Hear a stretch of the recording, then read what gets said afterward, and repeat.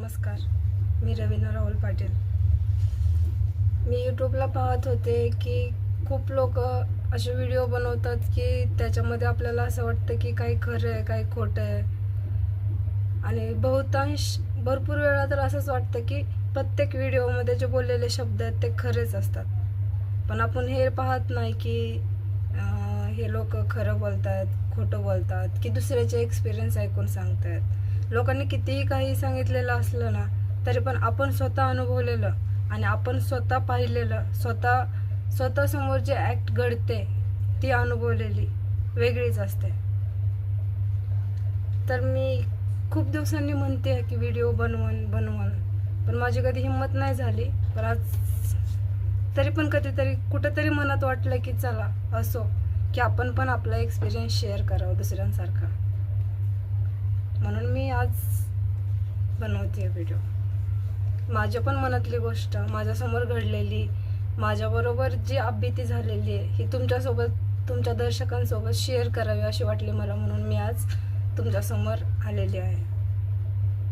याच्या अगोदर मी कधी व्हिडिओ वगैरे बनवले नाहीत, पण तरी पण मला असं वाटलं की माझ्याबरोबर जे घडलेलं आहे ते मी शेअर करावं तुमच्याशी.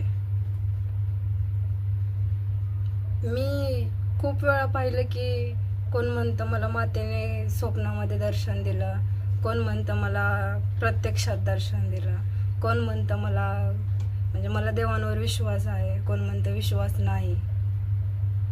मी स्वतःच एक अशा एक उच्च लेवलची नास्तिक स्त्री होते.